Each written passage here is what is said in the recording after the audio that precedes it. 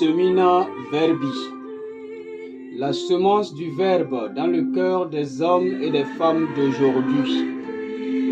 Homélie du baptême du Seigneur, année A, par l'abbé Christophe Larrey, prêtre du clergé diocésain de Dapong au Togo. La première lecture est tirée du livre du prophète Isaïe, au chapitre 40, versets 1 à 5 et les versets 9 à 11. Le psaume 103. La deuxième lecture est tirée de l'épître de Tite, l'épître de Saint Paul à Tite, au chapitre 2, versets 11 à 14 et le chapitre 3, versets 4 à 7. L'évangile est tiré de Saint Luc au chapitre 3, versets 15 et 16 et les versets 21 et 22.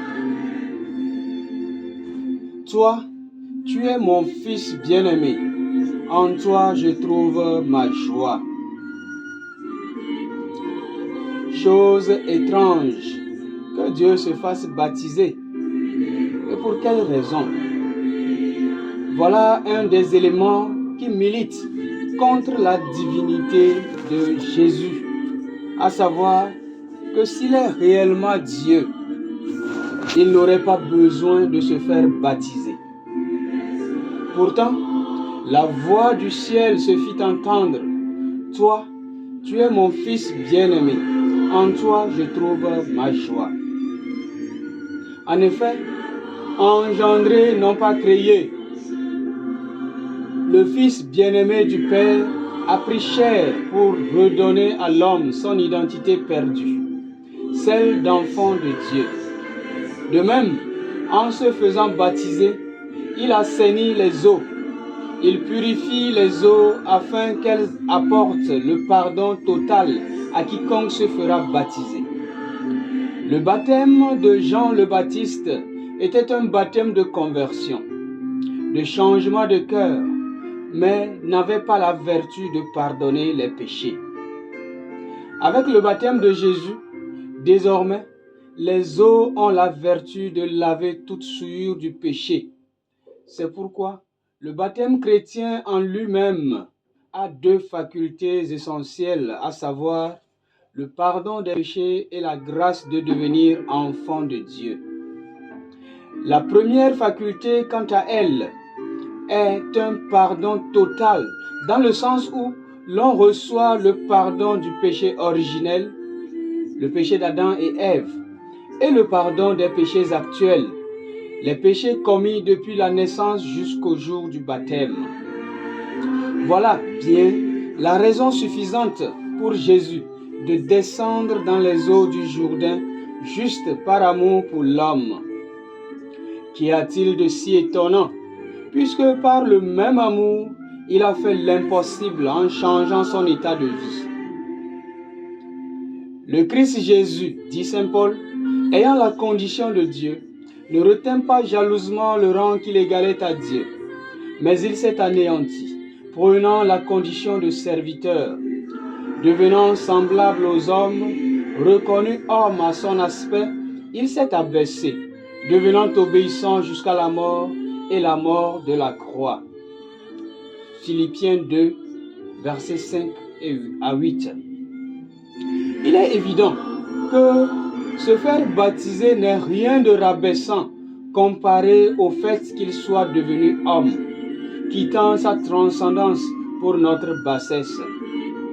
Bien-aimés du Seigneur, voilà une histoire de consolation du peuple dont il est question.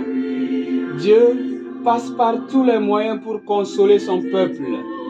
L'humanité déchue, même s'il faille se confondre à la masse. Ce que nous célébrons aujourd'hui nous donne une belle image de consolation, à savoir que le Verbe fait chair se fait baptiser comme tout le monde.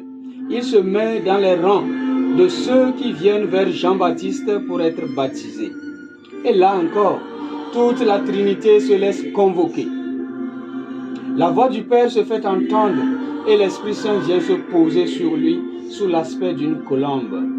Dieu est donc là dans toute sa splendeur pour réaliser ce que proclame le livre du prophète Isaïe, écoutez en première lecture. Consolez, consolez mon peuple, dit votre Dieu.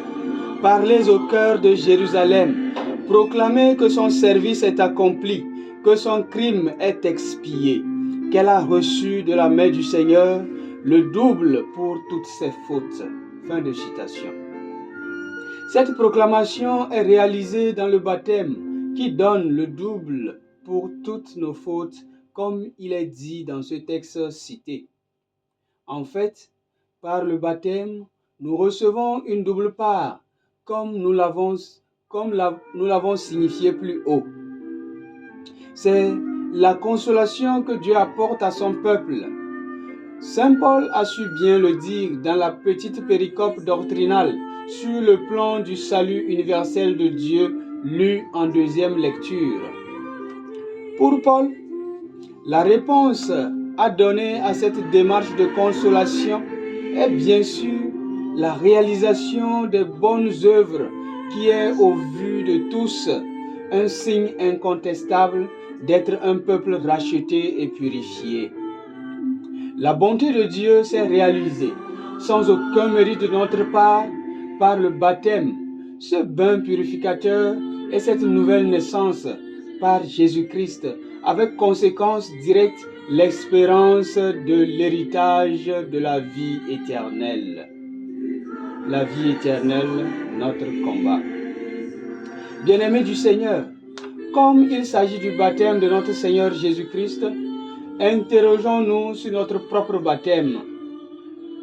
J'ai découvert dans mes promenades intellectuelles une sensationnelle question du pape Saint Jean-Paul II lors de sa visite en France. France, je cite, « Fille aînée de l'Église, qu'as-tu fait de ton baptême ?» Fin de citation. Question épineuse qui demande de faire mémoire. Il est vrai, le baptême réalise son rôle de sacrement indépendamment de l'action que doit mener celui qui le reçoit. Toutefois, savoir rendre compte de son baptême par l'action est bien sûr la meilleure manière d'exprimer notre foi. C'est pourquoi Saint Paul précise que la grâce reçue nous apprend à renoncer à l'impiété et aux convoitises de ce monde et à vivre dans le temps présent de manière raisonnable, avec justice et piété. Fin de citation. Ceci dit, il est clair que notre baptême doit nous pousser à la piété, c'est-à-dire à une vie tournée vers Dieu. Car comme dit le psaume 14, verset 1, « Dans son cœur, le fou déclare, pas de Dieu. » Tout homme, tout comme le Christ, qui commence sa vie missionnaire après son baptême, sa vie d'engagé pour tourner le cœur des hommes vers Dieu, il est important que notre baptême oriente notre vie vers celui qui nous a fait renaître. De nos jours, bien-aimés du Seigneur, beaucoup de gens prennent le baptême comme un phénomène de masse, comme une valeur culturelle ou un mode de vie sans lequel ils seront vus comme des retardés dans la société ou comme des gens qui ne suivent pas les convenances sociales. Voilà la manière dont beaucoup de personnes conçoivent le baptême. Le baptême devient une valeur ajoutée à ce qu'ils sont et non un changement total de vie pour embrasser la vie du Christ. Il ne doit pas en être ainsi. Au contraire, se faire baptiser dans la foi, se faire baptiser suppose une adhésion au contenu de la foi proclamée. Et dans le cas des enfants, on se base sur la foi des parents. La foi précède le baptême. Va au baptême qui a la foi. Celui qui croira et sera baptisé sera sauvé. On ne se lève pas pour recevoir le baptême parce que on est seul dans la famille à n'avoir pas reçu le baptême. Mais malheureusement, le résultat est là, que beaucoup de baptisés ont juste fait le conformisme sans adhérer au Christ, ce qui conduit à la diminution du nombre de chrétiens. Aussi, ceux qui restent dans l'église sont en deux catégories. Ceux qui croient réellement que l'Église est leur famille, dans laquelle ils doivent mener des actions concrètes pour sa survie d'une part, et ceux qui viennent seulement quand ils ont envie ou quand ils ont un service à demander à notre mère l'Église, soit pour un sacrement ou soit pour un enterrement. Voilà les deux événements qui amènent les gens à l'Église. Bien-aimés du Seigneur, qu'avons-nous fait de notre baptême? Le Christ est allé en mission après son baptême.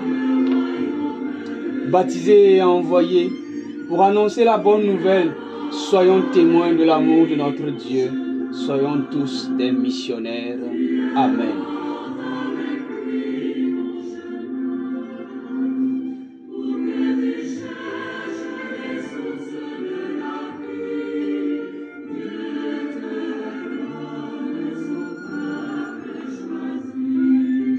Tu es son enfant bien-aimé.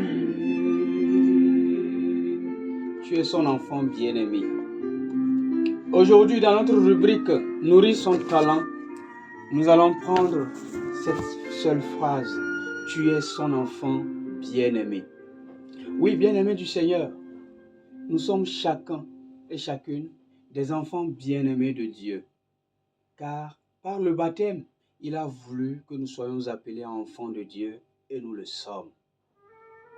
Tu es son enfant bien-aimé. Tu es son enfant bien-aimé. Baptisé dans la lumière de Jésus, tu renais avec lui du tombeau. Tu renais avec lui du tombeau. Chacune de tes pas, Dieu te prend aujourd'hui par la main. Tu es son enfant bien-aimé.